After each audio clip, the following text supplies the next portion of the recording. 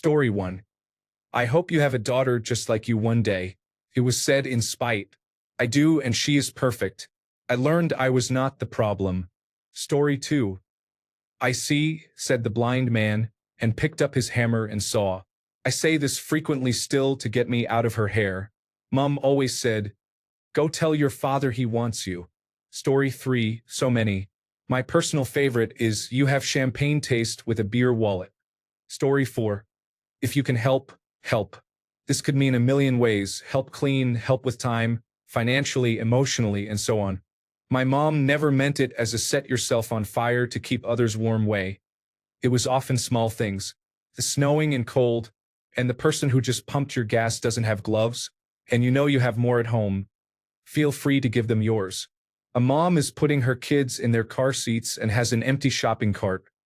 Offer to put it back. Someone is struggling to feed their family, and you have the resources to buy some groceries and leave them on the porch. Do so. Also, don't do any of this for credit. Just do it because it's the kind thing to do. Story 5. If your friends told you to jump off a bridge, would you do it? Story 6. Whenever I said I wanted something, my parents would say, you can want in one hand and see which one gets filled first. My mom believed it was important to deny your children when they said they wanted things. If I said I wanted something, she would refuse to buy it for me. She told me, if you get what you want, you become spoiled, and I'm not raising spoiled children. Story 7. Your burning daylight used to get me out of bed. Story 8. You do not know what someone is going through without walking a day in their shoes. Story 9. I brought you into this world, so I can take you out too. Story 10. We live in post-communist Central Europe. I was born in the 1990s, after the fall of the regime. My father used to say, what are you going to do when you grow up? We don't have the cow stables for you to work in anymore. Well, joke's on him. I have a Doctor of Philosophy degree, so maybe I am not so dumb after all. Story 11. My mom had a get-together on Mother's Day and had some leftover gift bags with candy and small items. Afterwards, I made a comment about wanting one since my sisters already had a couple. I was told, oh no, you're not a mom, so you don't get one. I am infertile. I had been trying for years to have a baby. I went into another room and cried like I never had before. My sister overheard and came in. She held me while I cried. I will say my mom is not a bad person. She doesn't know about most of the things I've been through regarding my infertility. My sister must have said something to her because I ended up with 2 of the gift bags and have had one every year since. The next year, I told her I can't have one because I'm not a mom. She told me I am my dog's mom, so it qualifies. I'm crying now. Thanks. Reddit. This still hurts. Story 12. I keep waiting for the extraterrestrials to come and get you. My mom was usually loving and would deny she ever said anything like that, but she absolutely thought I was unusual and would talk to her friends about it. The thing is, they did not diagnose girls with autism spectrum disorder back then, especially the higher functioning kind. Story 13. If I ask you to do something, I am actually telling you to do it. I am pretty sure that was in reference to making my bed or doing the dishes. No, I do not want to do either. And then, of course, I have to step it up with, are you asking me or telling me? Which gets me slammed with, do not be a smartass. Fun times. Story 14. You are not the center of the world, but you are my world. Story 15. Never kick a man while he is down. Hit him with a shovel. Story 16. My parents loved the word unacceptable and the phrase your attitude is bad. Story 17. Quick as a brick. We all knew it meant hurry up. Not one of us realized it made no sense and only rhymed until we reached adulthood. Story 18. When I didn't want to eat dinner, my dad would say, if you don't like it, lump it. Whenever we hopped in the car, he would say, let's go hobos. Whenever a pigeon wouldn't move while my dad was driving, he would say, move it or I'll be making pigeon pie. Story 19. Forgive and forget. Life is too short to hold a grudge. Story 20. Your birth is the reason I cannot live a happy life. Married to a wealthy man on a cruise. Story 21. Oh my God. What a question you asked. They were full of proverbs all the time. Mostly in my local dialect, of course. I don't subscribe to all. If you have today, you may not have tomorrow and vice versa. This was usually said when we spent money mindlessly. Without profit in mind, a trader will never go down the stream. This was said when we meant someone could be trusted. If you consume salt, you have to drink water soon. Every action has a repercussion. Even if one is dumb, one has to be big in size. Whatever this meant. Small in size, big in reputation. This was said when I got caught being mischievous in school. I will keep posting as I recall more. Story 22. One of my mother's favorites was, "You have your ambitions and your capabilities muddled up." Story 23. If someone is that close to your legs, kick them. Something my mom would say when I realized I missed a spot while shaving. Story 24. Now then, was said as the final word once you had been told off.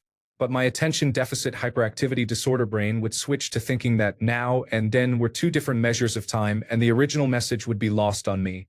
So now I say it as a joke when I am teasing my family. Story 25. What's that? It's my university graduation results. What did you get? Oh well, that's not as good as your brother, is it? Literally the only comment they ever made on my honors degree. There's a reason I didn't bother with the graduation ceremonies. Story 26. My dad had a couple of memorable sayings. If you ever come home with your ears pierced, I will take them out vertically. He said this after I asked if I could get my ears pierced when I turned 7. Like all my sisters did. You're my son, not my daughter. Take off the makeup. He only said that once, but it stayed with me.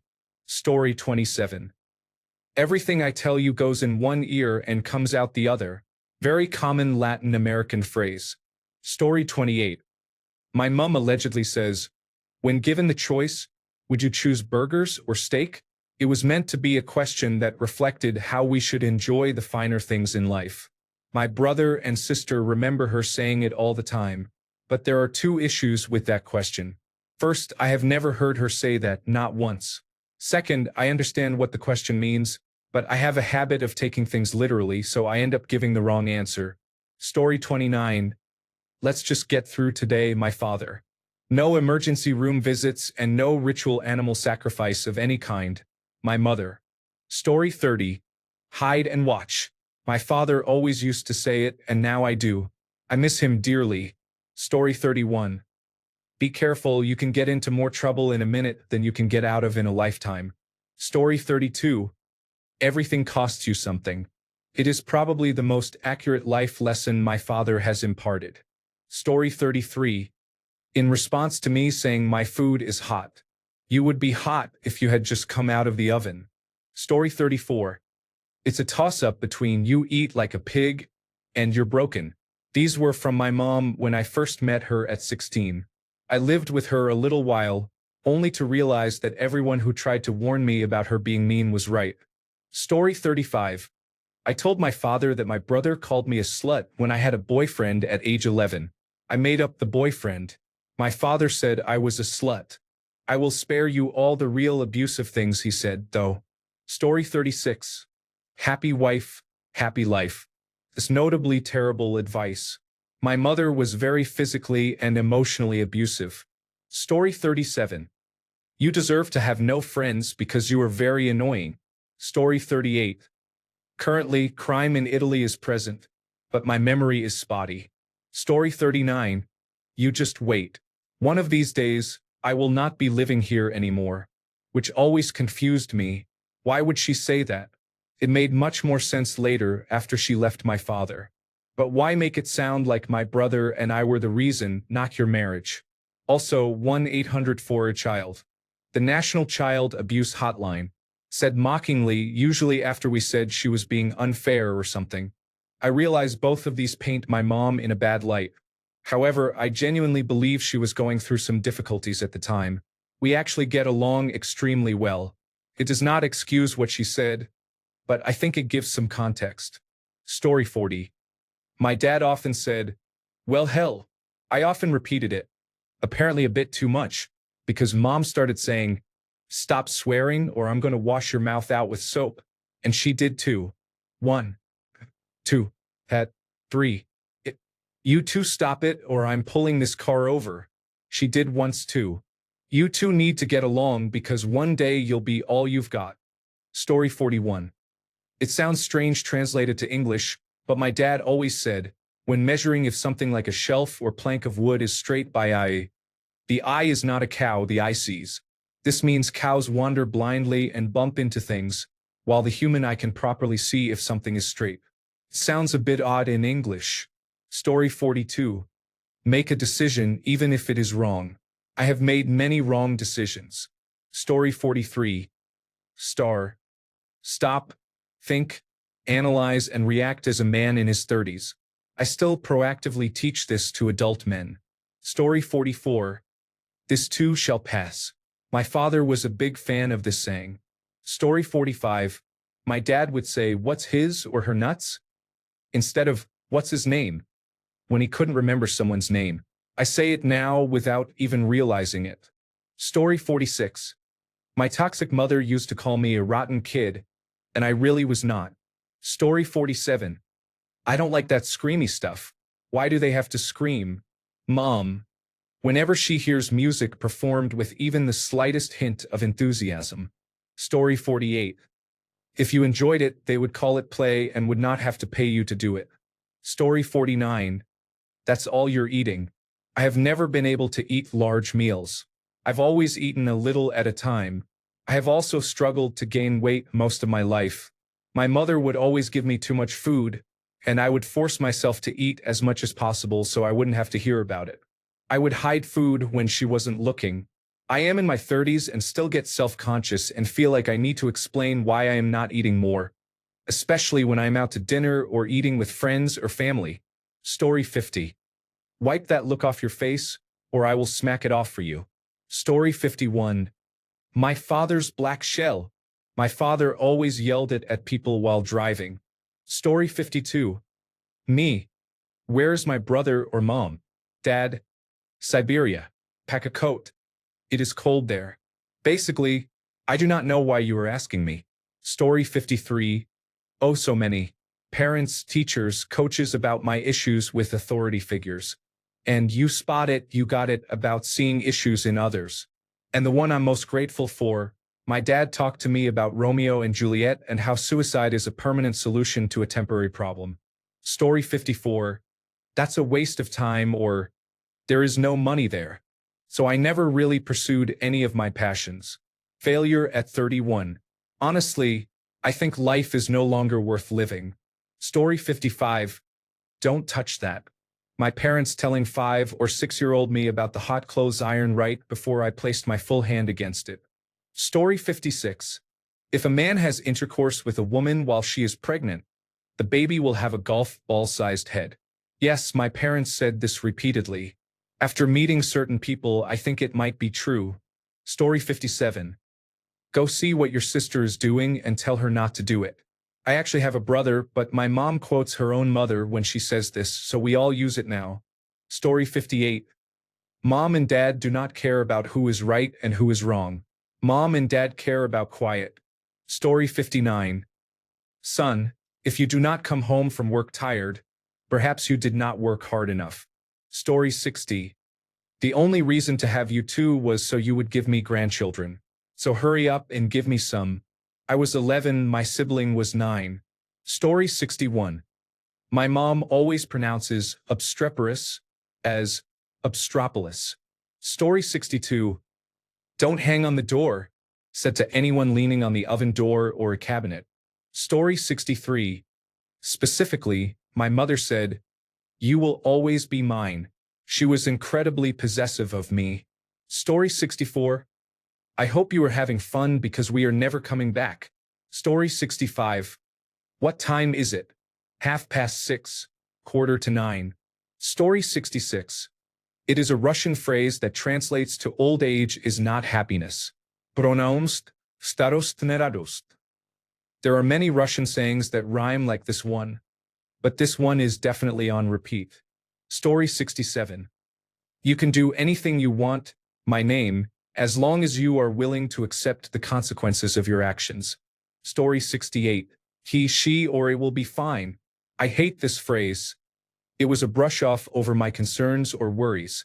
Sometimes, though, I will think it to try to calm myself. It really will be fine. It will work itself out. But the endearing ones, shove over, rub my face or feet, my dad's favorite joke or comeback. Take a picture, it will last longer. Or you want a piece of this? Fist raised. Story 69. We will support anything you do or want to be as long as you are not a lawyer or politician. Story 70. Me to my mother. Where are you going? Mom, out to vote for the less bad option. Story 71. Stop giving him ammunition. That was their response when I complained about the psychological abuse my brother subjected me to. Story 72. My room is not a hotel. I still hear it every time I leave my belongings lying around. Story 73. Help around. This is not a hotel, and I am not living here like it is a hotel. Story 74.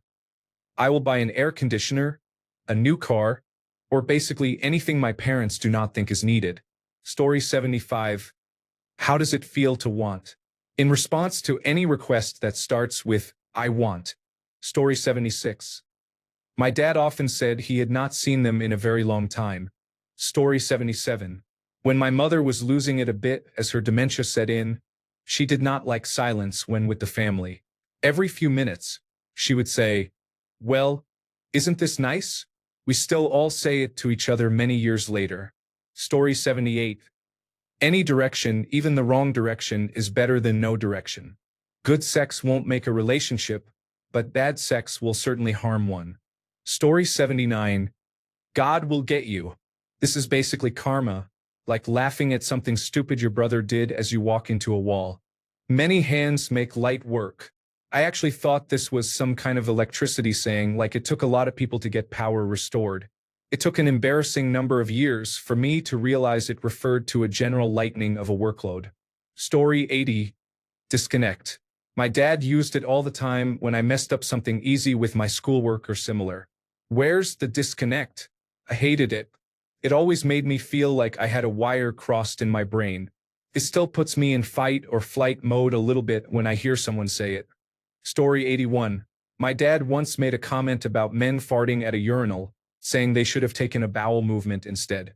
Whenever I feel the need to fart at a urinal, this memory comes to mind and reminds me of it. It is quite strange. Story 82. My dad said, there is no reason why teenagers should have a headache. When I complained about a headache, he said this many times but never explained his reasoning. Instead of helping me, he just blamed me. He also kept commenting on the food I ate, saying, wow, that has a lot of sugar in it. He was a health enthusiast and worked out every day but never told me how to eat well. Story 83. Whenever you made a mistake, they never got very angry. Just looked at you with a deadpan expression and asked, did you learn anything? Then we moved on. I still carry that mindset everywhere. Learn something from it and move on. Story 84. Do as I say, not as I do. My parents are hypocrites. Story 85. You never do anything right. You will not graduate until you are 21. Why can you not give me an answer? It is your fault everyone is stressed because of your actions. Story 86. A complaining sailor is a happy sailor. This means your crew becomes quiet right before a mutiny. Story 87. Stop feeling sorry for yourself. Like, I'm just crying. Let me be sad as you brush my hair. Story 88. Mom, what did the teacher say when you asked her, what would you do if you were the last person on earth? Dad, study hard so you can work with your mind and not have to work with your body like me. Story 89. If I ever talked about something I did that I was proud of, my mother would say, modesty would suit you. When I asked my father a question, many times his response was, only fools ask questions. Story 90. I don't know, can you? Such condescending words in a disrespectful tone. You know what I mean. Story 91. What have you done today to justify your existence? She was not a good or sober mother. Story 92. If my dad is asked how he is doing, there is a very good chance he will tell you, finer than a frog hair split 3 ways. Story 93. No matter how hard your situation, always save and invest 20% of whatever $1 you make. This advice has helped me a lot in life, especially starting at a young age. Thanks a bunch for sticking around till the end of the video. Remember to subscribe, and until next time, stay awesome and goodbye.